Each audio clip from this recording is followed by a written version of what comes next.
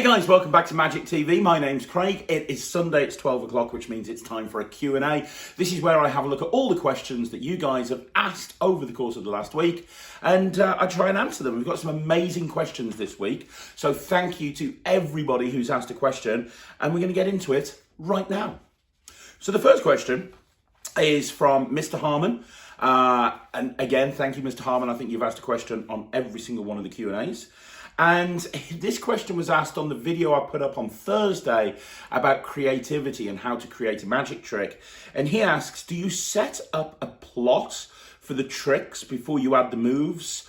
Or do you have a move and make a plot around it? And the answer to that, and that's a great question, the answer to that, it very much depends. So for example, I remember watching a DVD. It was Party Animal by Matthew Dowden. And he does a routine in there where he's doing like an Erdnase change, but in the action of doing an Erdnase change, he's controlling the card, switching the card, and palming the card all at the same time. It's a beautiful move. And I looked at that move and I was like, that has so many applications. He just used it as one phase in a multi-phase routine. And I was like, oh my gosh, this has so many applications. And I created a couple of routines just based around that move because I sat down, I was like, right, I've got this move, what can I do with this? And I created a couple of routines around it. So that's an example of taking a move and creating routines around it. But that's, that happens sometimes. Another example of that, if you've watched the creativity video, I do this coin switch of David Roth's. And again, when I read that coin switch in his book, he was using it as a copper-silver transposition, and I just knew there was a lot more you could do with it. So I created a few routines way back in the day with that move when I first read it. But you are right. Sometimes I'll have a plot, and I want to try and come up with a plot for the trick. Or I'll try and come up with a trick based around that plot. And I'll give you a perfect example. If you've seen Portable Hole by David Roth, if you haven't, I've put it up on the channel at some point. Just go onto the Magic Live playlist and it'll be in there. But I love Portable Hole. The whole idea is that you have a purse and you open up the purse, you take coins out, you throw them into a hole, and when you throw them into a hole, they disappear and they reappear in the purse. And it's like the invisible purse frame and the hole are connected. And I love that plot of having two props that seemingly have nothing in common, but they're linked. And I went and created a whole bunch of stuff based around that. So somewhere on the channel, again, it's on a Magic Live, a previous Magic Live, I uploaded a video of me doing a coin box routine with an Akito coin box. And I had 4 coins and I was putting the coins in the box. And one at a time, I was making the coins disappear from the box and appear inside a purse frame.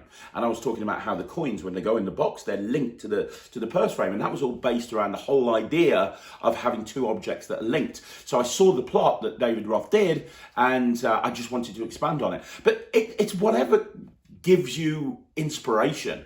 It doesn't have to be a plot. It doesn't have to be a move. It can be watching a film and getting inspired by the film. It can be going down somewhere like a stationery shop and seeing something and going, you know what, I could do something with that. It could be reading something in a book or watching a magician do something and say, you know what, I really like that idea. How can I make that my own? What can I do to that and make it my own? So inspiration can strike anywhere. There's no right or wrong way. Just be constantly looking for ways to create magic. I hope that helps.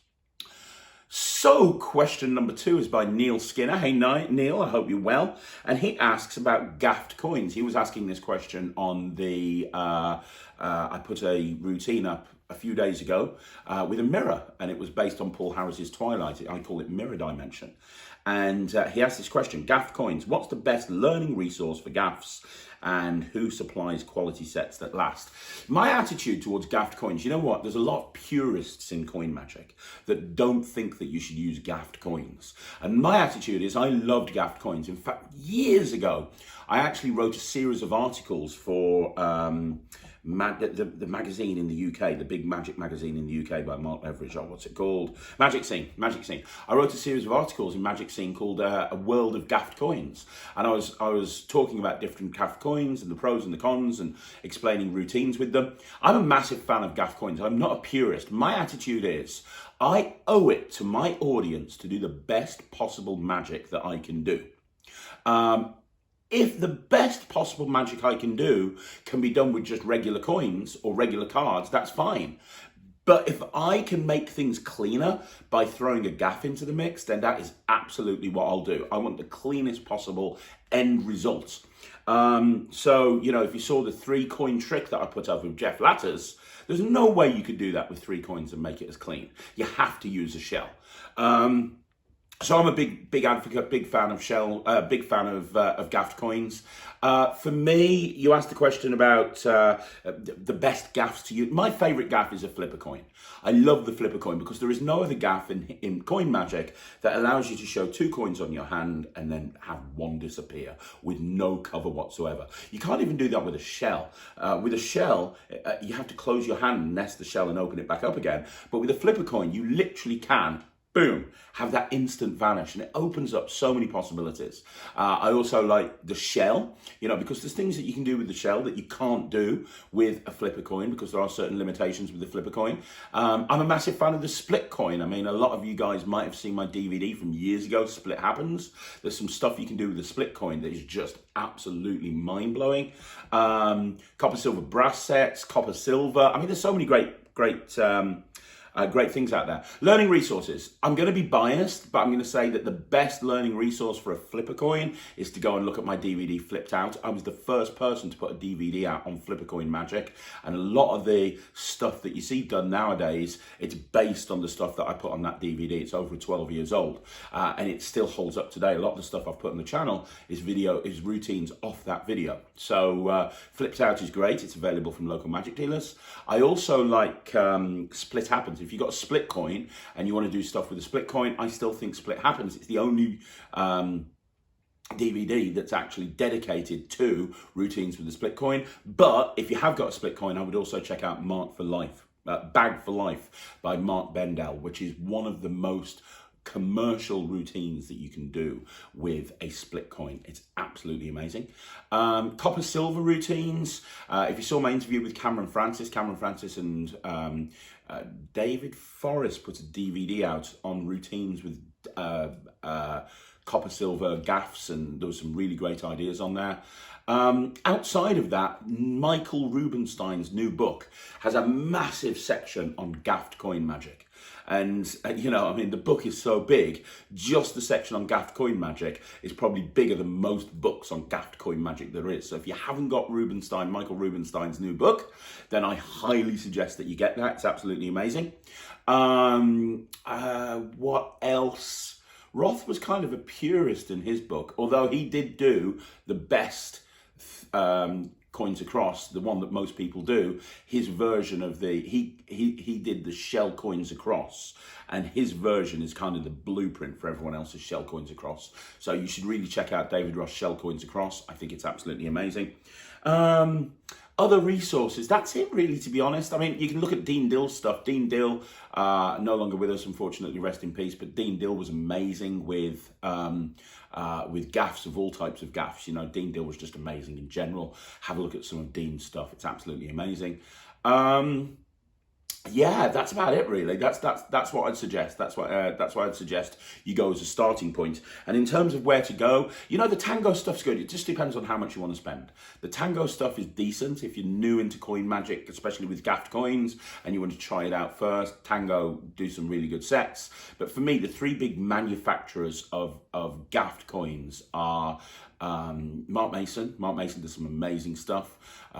Also Jamie Schoolcraft and Todd Lassen. I have Schoolcraft coins, I have Lassen coins. They are both really good. I'm not getting into an argument about who's better.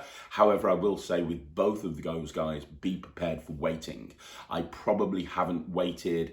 It took me earliest 6 months to get an order in from both Todd Lassen and Jamie Schoolcraft, but it's worth the wait. Their stuff is amazing. You'll get it quicker from Mark Mason. His stuff is really good. And also reach out to somebody who's based in the UK called Ronald Davis. He's like an underground coin gaff maker. I've got some of his gaffs, and Ronald is absolutely brilliant as well. So those are the different places that you want to go. I hope that helps. Okay, so the next question is by Zane Lance. I think I've said that right. Thanks for the question, Zane. Tips for performing more as a hobbyist, especially in post-COVID times. That's a really great question, because obviously we're in a situation right now where you can't really perform as much as you would have liked to, because there's certain restrictions because of COVID-19. So that's a really great question. It depends on why you're wanting to perform. As a hobbyist, it depends on why you're wanting to perform. Is it because you just love performing, or is it because you want to get better and you want to get performing experience? What is it? Is it that you want to eventually become a professional or a semi-professional? You want to actually start making money from magic? Because all of that kind of will dictate how you do this. If you're just wanting to perform, my advice would be to perform as much as possible. Like in the UK, you can gather in groups of 6, so you can go out with like 5 friends, and you can go out for a meal in a restaurant, or for a drink in a cafe, and you can sit there and you can do magic. I did that last night. I was out with my friend Nemid, and we were showing each other magic tricks for like 2 or 3 hours, and it was great fun. So, you know, there are opportunities to perform there in a kind of a social setting. And also, if you've got family, you can perform to family. And just get yourself out as much as possible. You know, the nice thing about magic is it breaks down walls. Just because we're in the middle of a pandemic doesn't mean that you can't still see people. You can still see people, and at the moment people are starved of entertainment. If you say, hey, I'd like to show you a trick, they're going to be really inclined to turn around and say yes. Other than that, you know, learn to perform on Zoom. I do a lot of virtual shows. When I first started performing virtually over Zoom, it was a bit of a scary experience, but now I'm kind of a dab hand at it. And there's a lot of routines that you can do over a virtual connection, over Zoom. There's a lot of routines that you can do that wouldn't be possible at all unless you were doing it in that sort of environment. So if you're looking for performing experience, being able to perform over Zoom still gives you that performing experience. You still have to think about presentation. You still have to think about your slights and so on and so forth. So, you know, get some mates that you've got your friends with that don't even have to be near you. They can be all over the world. Get some mates and say, hey, I want to show you some magic. You know, let me set up a Zoom call, and I want to do a 20-minute, half-an-hour magic show for you over Zoom. So there's those opportunities there. We live in a world where we're all connected very, very easily. If you're wanting to become a you want to start getting paid for magic, you know, there are still opportunities to go out there and do live gigs. And I'm doing a video soon on the Marketing for Monday where I talk about different things that magicians can do to make money in the middle of a pandemic. And restaurants are still booking strolling entertainment, even more so than ever now, because their hours have been limited and because less people are going in. They want to have something to draw people in. And, you know, I've taken on for my company 3 new residences in the last week. So 3 new residences in the last week I've taken on. So, you know, restaurants are still booking entertainment. So if you want to get experience performing, maybe go to a restaurant. And it depends on whether you're wanting to get paid for this or not. You know, I'm willing to bet there's going to be restaurants in your area. And if you turn around to them and said, hey, you know, I'm a magician, I'm a hobbyist, I want to become a professional, I'd like to come and perform in your restaurant for free, I just want a meal in return, then I'm sure that a lot of restaurants would say yes to that. But if you're in a situation where you're wanting to make money from it, then obviously you have to go and start marketing yourself and figure out how much you're going to charge and so on and so forth. But there are opportunities to go out there and perform. Don't use COVID-19 as an excuse to not go and perform. Hell, set yourself up a YouTube channel. I'm putting videos up every single day at 6 o'clock. And you know, I have to think about the routines. I have to work out what I'm doing. You know, even though I'm doing them online on a YouTube channel, it's still giving me the opportunity to perform and create, which is amazing. So there's opportunities out there. You just need to look for them. Okay, so question number 4 is from Liam Levanian. I think that's right. Thank you very much for the question, Liam. The question is, how do you stand out in your local marketplace? How do you become unique? And that's a great question, and it's one that I'm actually planning on addressing on the Marketing for Magicians on a Monday. I'm actually going to be talking about branding and creating a brand identity. That's something I'm going to be talking about. In fact, I've got a special guest who's going to be joining me on a future episode, who's a branding expert and is one of the smartest people I know when it comes to branding, and I'm going to be doing a bit of a Q&A with them. So I'll briefly touch on this now, but keep watching on the Monday stuff, because if you're interested in standing out in your local marketplace and you're interested in marketing, you really want to check out the videos I put up on a Monday. But outside of that, how do you become unique? How do you stand out? Well, first of all, what you need to understand is when you are marketing yourself, you have to look, there's three questions that you need to ask. And the first question is, who are your customers? Now, it's very easy to say that my customers are everyone. I don't care who books me. I want anyone to book me, right? It's very easy to say that. But that's not the case, okay? You need to work out your demographic. Now, briefly, and I have talked about this before, but I'll quickly go through it again. Briefly, there's pretty much three levels of people that you can market yourself to. 25% of people are the budget section right there. So 25% of people are the budget section. Now, people who are in the budget section of the sort of demographic, so to speak, people who live in that budget section, they are just looking for the cheapest possible experience that they can get. They're the sort of people that will always drive you down on price.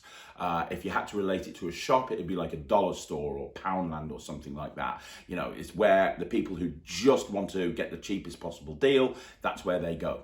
Now, the next, the top level is premium, and there's about 7% there. Okay, so about 7% there. And they're the people that want the best.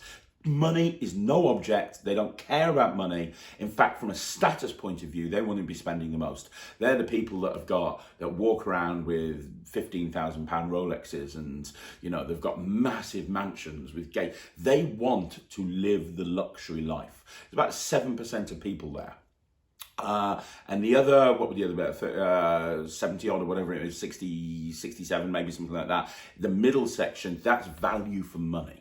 And the people that are in the value for money section, they're the people that want a good product or a good service, and they're prepared to pay a decent price in order to get that.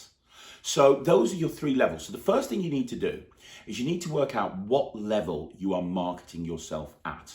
And it is really important that you work that out, because then all of your marketing and all of your branding and everything that you do has to communicate to those people that you are after their sort of market sector. And what I mean by that is, if you're marketing to the budget section, the sort of bottom 25%, but you're talking about how, oh, you're amazing and you've worked on TV and you've done this and you've done that and this is a celebrity that booked me, they're not going to even go near you with a barge pole, because they're just going to think, oh, that's way too expensive. But likewise, if you're marketing to the premium market and you're marketing to that 7% up there, then everything that you do, all of your marketing, everything has to scream premium. It has to scream quality, because if it doesn't, they're not going to be interested in you as well. So first of all, honestly, think about what market you are trying to attract with your act.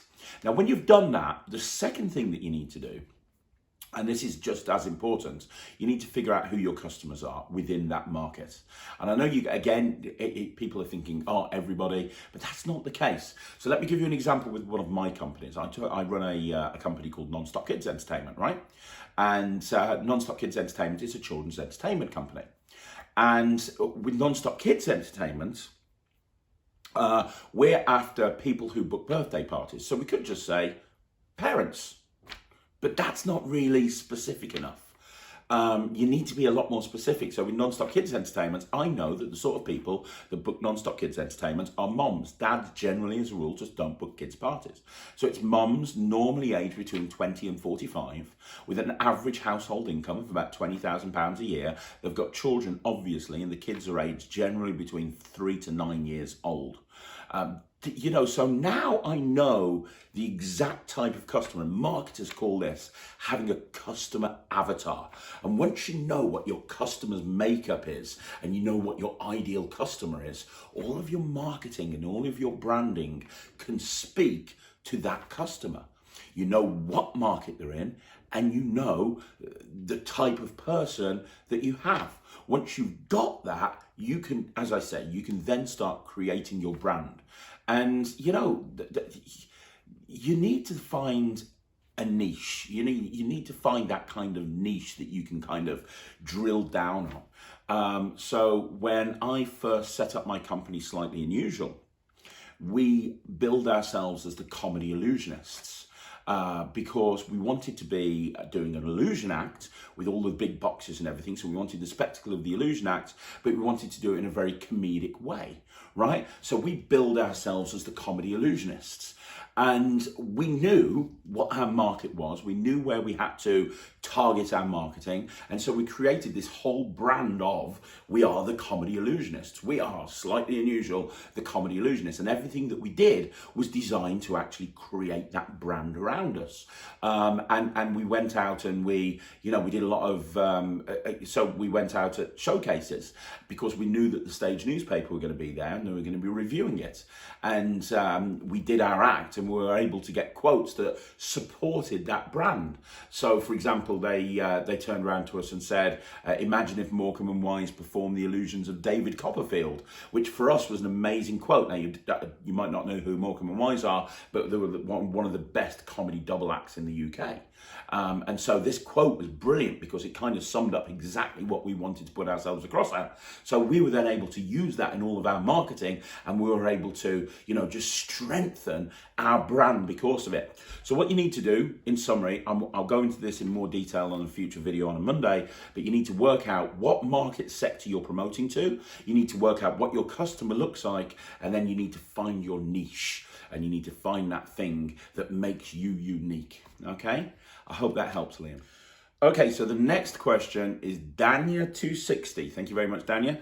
And Dania260 asks a question about my tattoos. In fact, this isn't just a question that's been by Dania260. I've had so many people on this channel ask about my different tattoos, and it seems you guys want to know what they're all for, because each one of these tattoos does a different trick. They all do a different magic trick, which is insane. I know it is, but it's true. I can literally walk into a gig and just do 20 minutes with my skin. And when I add a new tattoo, and I should have added a couple of new tattoos by now, but my tattoo person was locked down for a while and now is too busy at the moment to be able to do anything. But I should have had a couple more tattoos built into it as well. So they're all designed to do a trick. What I'm going to do is I'm going to do a video, and that video is going to be me talking through each one of my tattoos and actually showing you the trick that they actually do, because a lot of people find it interesting.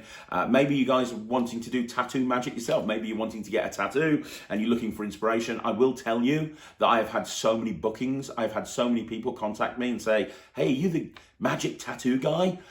Do you do this trick? Yeah, I do. Oh, great, we want to book you. So these have been absolutely amazing for my career. So I'll share with you what these do and how they work on a future video. And maybe it'll inspire some other people to get some tattoos and do some tattoo magic as well. But I'm not going to go into it right now. It'll be a longer video, so I will do that soon. Hope that helps. So the next question is by Mr. Harmon again. Thank you very much, Mr. Harmon. He asks a question about Cue the Magic. He says he can't find any reviews for it, and he wants to know if it's worth the money. It's £275. Well, guys, very brief review here. And Angelo Carbone is one of the cleverest creators of magic that I know. And when he came up with Cue the Magic, I saw it and I was like, oh my gosh, this is amazing. For those of you that don't know what it is, basically you have a spectator to come up on stage and they sit by the side of you and you say that the spectator's going to do the magic for you. They're going to do the magic. You have cue cards. They're just going to hold onto the cue cards and they're going to read out what's on the cue card into a microphone. So you have them there with the microphone and they read out these cue cards, and as they read each one, it's quite funny. So there's a moment where it goes, my name is, state your name, and you go, no, don't state your name, that's your name. So it's very funny. Angelo's scripted it really, really nicely. And at the end, they get a member of the audience to name a card, and then the last cue card's got an envelope. You open up the envelope, and inside is the card that that person named. It's a beautiful routine, it really is. Is it worth buying? Well, I've got it and I do it a lot in cabaret, and I love it. I love it. You have to find the right place in your cabaret to do it. It's not an opener. It's not a closer. What I do is I have two people up on stage and I do a routine with two guys.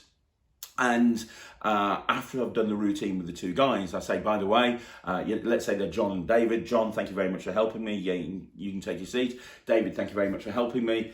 You ain't going nowhere, mate, because you actually win the award for best volunteer for that last trick, which means you get to perform to everybody. Ladies and gentlemen, would you like John to perform for everybody tonight? Of course you would. Everyone give it up for John. I kind of go down that route. And it works really well there for me. That's how I use it. Now, I will tell you, Mr. Harmon, it is not a close-up item. It's not the sort of thing that you would do close-up at all. You need to be on stage for this to work. It's not that it's angly. I mean, there are angle considerations to take into consideration, but it just wouldn't work in a close-up environment. So you need to ask yourself a question. £275, a lot of money. Do you have a place that you can use it on a regular basis? Do you have a place in mind? Do you have a moment in your act where you could actually do this? Are you a stage performer? If you are a stage performer and you regularly perform on stage, then go for it. But be warned, it's not a close-up item. I'd give this like 100% because I've done it in so many different shows, but that's because I am a stage magician. I do perform on stage, and for me, it's worth its weight in gold. Okay, so the next question is by Mr. Harmon, and he asks, how much should you price yourself as a magician, and where should you perform first? And that's a great question, you know. I will tell you a story about how I got my performing experience, where I performed first. Different people will tell you different things, and there's no right or wrong answer, but how I did it worked for me. So I had a full-time job, and I wanted to quit my full-time job because I hated it. So I did. I went into my job, and I told them to shove the job up their arse. And I literally started work as a professional magician, but I didn't have any gigs. I had nowhere that I could go and gig and make money. And I didn't really know how to get gigs. And I needed money. I had a house. I couldn't just like not earn money. So I made the decision to go and start selling magic on market stalls. In my local area, there's a lot of market stalls, and I made the decision to go and start performing magic on market stalls. So what I did is I found some wholesalers of magic tricks, and I bought in a whole bunch of really simple, easy to do magic tricks in wholesale. So things like spot paddles and Svengali decks and dynamic coins and flying coins and that sort of stuff. I bought a whole bunch of this stuff in. I spent all the money I had on buying in these tricks. And then what I did is 7 days a week, I would go to market stalls and I would go and try and sell these tricks to the general public. So it was very inexpensive to do this. All you had to do was pay for the pitch on the market stall and the travel over there. And there were a lot of local markets to me.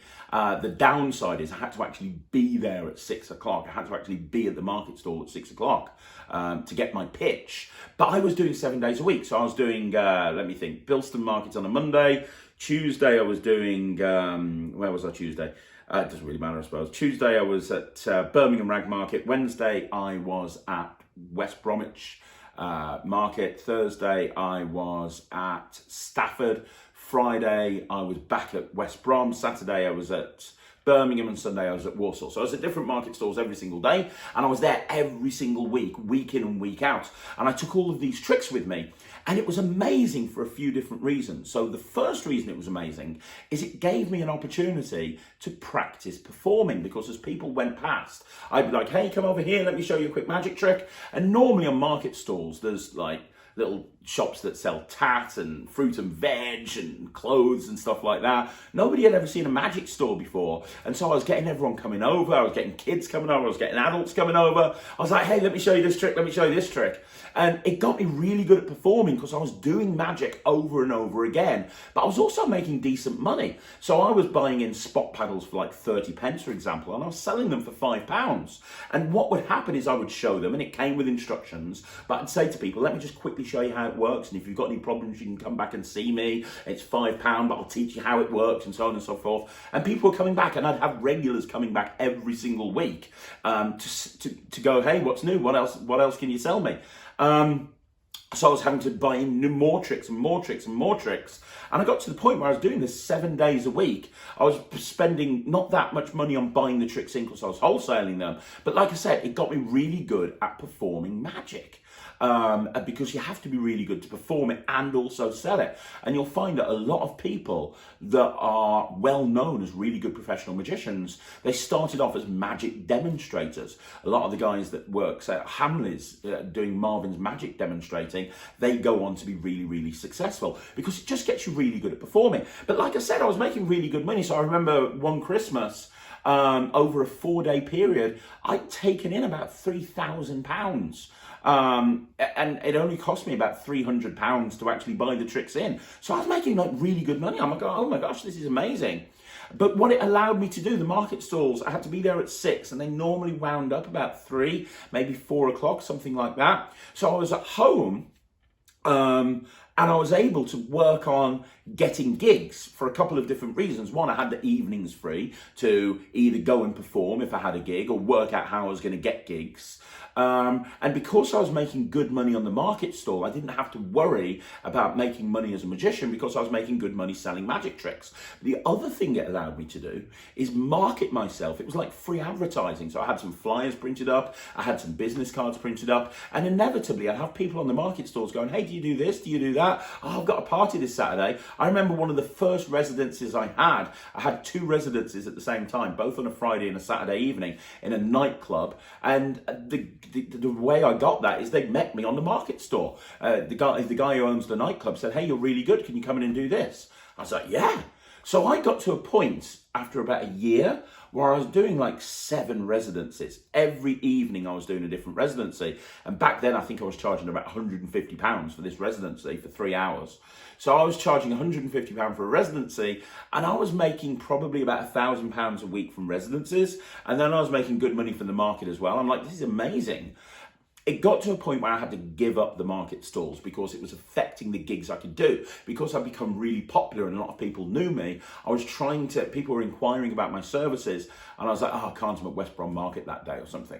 So I started by reducing the markets I did and I was like, I'll only do this one and this one, I'll do the ones that make the most money. And eventually I got rid of them completely. But it was, for me, the absolute best way. A, it got me really good as a performer. B, it taught me how to sell, which is really important to know as a performer. 3, it paid me good money straight away. So that I could focus on getting gigs. And then 4, it made me really well known in my local area as well. So there was literally no downside. So I always suggest to people, if you're new, you're going to hear people say, go and try and get residencies and go and work in a care home. And there's no right or wrong way to do it. All I can say is, for me, what worked for me is wholesaling into magic tricks and going out and actually going and performing and making money selling magic to people. And you'll find that a lot of people will be very interested in what you're doing because they're not going to have seen anything like that. So yeah, that's what I would do, Mr. Harmon. That's what I did do. It worked really well for me. I hope that helps. So the next question, 2 questions left. The next one is by Johnny West. Thank you very much for the question, Johnny. And the question is, what is your 1,000 timer? Greg Wilson calls a 1,000 timer the trick that you do when you're, you're kind of really, the trick that you do to break the ice, the one you're most comfortable with, the one that you know is going to get a great audience reaction every single time. And I've got like 4. I'll be honest with you, I've got like 4. The first one is the monster coin routine that I put on my parlor DVD. I love that routine. I know I can do it in any environment and smash it. I've performed it to audiences of 500. I've performed it one-on-one. I've performed it in nightclubs, outside, inside, every venue. It kills every single time, and I can lengthen it or shorten it depending on the audience that I'm performing for. And also, because it's a coin trick, it's kind of unique. A lot of people won't have seen it before. I also love Keymaster. It is so organic. And I'm not just talking about the original Keymaster that I put on video 10 years ago. I'm talking about all the other stuff that I do with Keymaster. So with Keymaster, I do a full kind of 15-minute act just using these keys. And there's some really nice moments. There's stuff with bills, there's stuff with cards. I do this ring and rope style routine with a key, and the ending is just killer. Like, I'm seriously killer, as well as the original Keymaster routine in there as well. So Keymaster's great because it's very organic.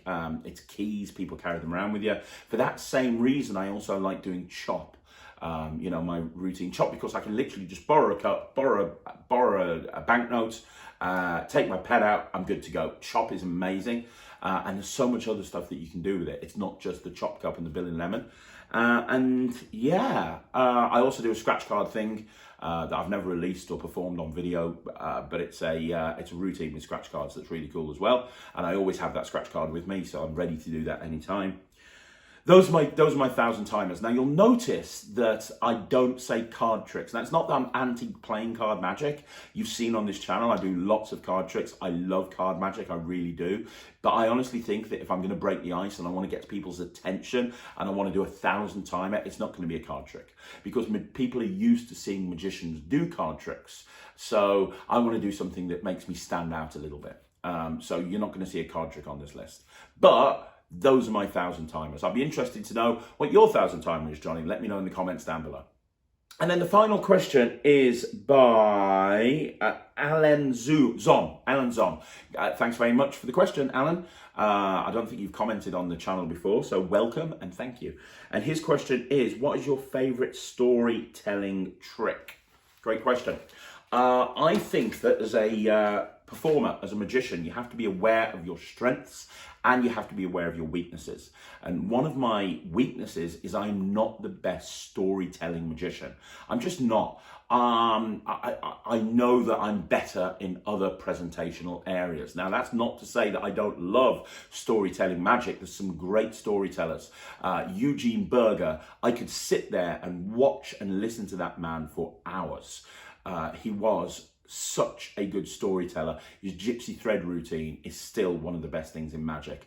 I've seen lots of bizarre magicians. I'm not the biggest fan of bizarre magic, but I think some of the presentations that they weave together are just so elegant, just so wonderful. I love listening to a good story. A good story. The problem with storytelling magic is if you're not careful, it can be done very badly. Now, so I don't really do many storytelling tricks. I do weave stories around some of my routines. I love Virginia City Shuffle, and I tell a story about when I went to America with that. I also like Sam the Bellhop. I've done Sam the Bellhop for years. I love the way that it brings everyone in, and the cards working with the story is great. And on that subject, if you know Matthew Garrett, he of Ninja Ring fame, that brought out all of the ring and fingering magic, great guy. He brought out his story deck many years ago that's better than Sam the Bellhop. It's absolutely amazing, and there's some card manipulation in there. I really enjoy doing that. And then this is very underground, but another story deck that I do on stage all the time and close up is something called Life's a Box of Chocolates by Michael J. Fitch. Now, Life is a Box of Chocolates is his storytelling routine, but what he does, and you get these as part of the trick, you get massive cards and a smaller deck as well, but you get these cards with different chocolate bars in. Pictures of chocolate bars, and the presentation is, look, I've got all these different chocolate bars, I'm going to mix them up, and then once I've mixed them up, you're going to give me 10 seconds, I'm going to memorize the order, and then I'm going to try and tell you the order and create an impromptu story around incorporating each chocolate bar as well. Right, so give me 10 seconds, right, okay, we'll begin. I was going down London the other day with my wife, and I caught the tube. I hate the tube, it's full of Smarties, and you hold up a Smartie thing, and you say, when I got off the tube, I caught a bus, it's a double-decker. I walked down the road, and I walked into a park, and I said to my wife, let's have a picnic, and there's a picnic, and so on and so forth. And it's very funny, it's really great routine, it's something that I like doing, and I do all of the time. On stage and close up. If you want me to put a video up on the channel of me performing that, let me know, I'll be more than happy to. So those are all the storytelling tricks I do. I don't do many more. There is one other one that I do actually. In fact, I'll perform it for you. And it's this one. This is great. This is Twins, I think it's called. I'm pretty sure it's by Brother John Hammond. It definitely uses the Gemini count. I'm 99.99% sure it's by Brother John Hammond. I learnt it off the Michael Amar Easy to Master Card Magic series years ago. But for me, this is one of the best storytelling tricks ever, because you can just take these 4 cards out of a regular deck, and then you can put them in the deck afterwards, and you can create a wonderful story about it. So let me tell you this story. I'll actually perform this for you. This is a story, and I'm going to use 4 cards to tell you this story. This is a story about a handsome, dark-haired man. This guy right here, handsome, dark-haired man. And this handsome, dark-haired man, he was married to a beautiful brunette. There she is, beautiful brunette. Now, this handsome, dark-haired man had a twin brother. There he is, who was married to his wife's twin sister. Now, they went everywhere together. They did everything together. They were as thick as thieves. And one day, they went to a restaurant to go out for a meal. And when they got to the restaurant, the ladies went upstairs to go to the toilets. They went to the loo. And while they did that, the one handsome dark-haired man, he went and sat down at the bar right next to a beautiful redhead. And luckily for his twin brother, that handsome brother right there, the redhead had a twin sister. Now they started talking, they found out they liked each other's company, there was a little bit of flirting going on, and then all of a sudden the wives came back downstairs from the toilet, and oh my gosh, were they annoyed. It was terrible. In fact, the one brunette, she was so annoyed at what she saw was happening. She was so annoyed that she went and sat down right next to that red-headed hussy. And her sister, not to be outdone, she went down and sat next to the redhead's twin sister. Well, there were some raised voices, and the raised voices turned into arguing. The arguing turned into shouting, and the shouting started to turn into kicking and punching, and a bar brawl broke out. And it was stopped very, very early on by the restaurant owner, who came out furious and told everyone to get out. So they were embarrassed, as you can imagine. The one brunette, she was so embarrassed that she dragged her husband out of the restaurant by his ear. And her sister, not to be outdone, there she is, she dragged her husband by his nose, and they went home. And that's where our story ends, other than you're probably wondering what happened to the redheads. Well, they left the bar as well, and they walked down the street to another bar. They were feeling pretty down. And then all of a sudden, the man of their dreams walked in. A handsome, red-headed man. And luckily for her twin sister, that red-headed man had a twin brother. And that's my story, and I'm sticking with it. I love that routine. I really do. I think it's such a wonderful routine to follow. It's quite engaging. It uses a regular deck of cards. And if I'm ever going to do a story deck when I'm walking around, for me, that's what I call pipe and slippers magic. It's the sort of magic that you do at the end of the gig. The booker comes up and asks for one of the routine, and you kind of do that one. But yeah, it's great. You know, if you want to see some amazing storytelling magic, Michael Vincent's Many Faces of a Woman is great. Eugene Berger is fantastic. There's some wonderful storytellers out there. I know that I'm not great and it's not my strength, but I still enjoy doing it from time to time. So that's it. That's another Q&A in the bag, guys. I want to say thank you very much, mainly because I love doing the Q&As. You know, I spend a lot of time scripting and putting together the videos that go out in the week. And then this is just great because I just get a list of questions and I can just go off, and it's wonderful. So please continue to ask the questions, and I will continue to answer them. And yeah, we've got some exciting stuff coming up this week. Tomorrow, we've got a marketing for magicians. That's always fun. Tuesday, we've got another Talk Magic. Everyone loved the Cameron Francis interview. Well, Tuesday we've got Gary Jones, who is so entertaining, and I just couldn't shut him up. I cannot tell you how long it took to edit that video. Gary's amazing. Wednesday I've got the review show with Little Rye. Thursday I got a magic stuff, and I'm back with another 3 things that you've probably never seen before. Friday I've got a rant. Saturday I've got an honest trailer, and then Sunday I'm back with another Q&A. 6 o'clock every day we've got Magic Lives. Please subscribe to the channel. I really appreciate all of your kind words. It means a lot to me, so thank you very much, and I'll see you again at 6 o'clock tonight with another Magic Live. I'll see you then.